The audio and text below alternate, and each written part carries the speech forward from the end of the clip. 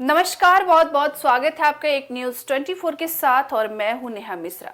देश की राजनीति के सबसे महत्वपूर्ण मंच संसद में एक ऐसा भावुक और प्रेरणादायक संदेश गूंजा है जिसने न सिर्फ जनप्रतिनिधियों को बल्कि पूरे देश को सोचने पर मजबूर कर दिया है। सभी सांसदों से अपील करते हुए बताया जा रहा है कि वे किसी भी राजनीतिक मतभेद से ऊपर उठकर अपने दिल और अंतरात्मा की आवाज सुने। यह केवल एक विधेयक या संशोधन नहीं है, बल्कि देश की राजनीति के सबसे महत्वपूर्ण मंच संसद में एक ऐसा भावुक और प्रेरणादायक संदेश गूंजा है जिसने न सिर्फ जनप्रतिनिधियों को बल्कि पूरे देश को सोचने पर मजबूर कर दिया है। जी हाँ, आप सभी को बता दें, सभी सांसदों से अपील करते हुए बताया गया है कि वे किसी भी राजनीतिक मतभेद से ऊपर उठकर अपने दिल और अंतरात्मा की आवाज सुने। यह केवल एक विधेयक या संशोधन नहीं है, बल्कि देश की आधी आबादी नारी शक्ति को उसका उचित अधिकार देने का ऐतिहासिक अवसर है। आपको बता दें, इस अपील में एक गहरी संवेदनशीलता झलकती है।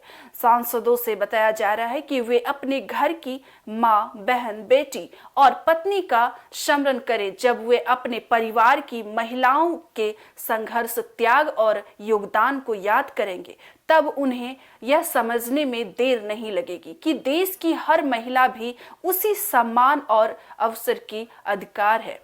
और यह सिर्फ एक राजनीतिक निर्णय नहीं, बल्कि एक सामाजिक और नैतिक जिम्मेदारी भी है। देश में वर्षों से महिलाओं के अधिकारों, उनकी भागीदारी और सशक्तिकरण को लेकर बहस चलती रही है। जी हाँ, हालांकि कई क्षेत्रों में महिलाओं ने अपनी प्रतिभा और मेहनत के दम पर पहचान बनाई है, लेकिन आज भी उन्हें अपनी बराबरी के अवसर पूरी तरह से नहीं मिल पाए हैं। ऐसे में यह संशोधन उनके लिए नई उम्मीद की किरण बनकर सामने आया है। इस प्रस्ताव के माध्यम से यह सुनिश्चित करने की कोशिश की जा रही है कि महिलाएं को न केवल राजनीतिक बल्कि सामाजिक और आर्थिक स्तर पर भी बराबरी का अधिकार मिले।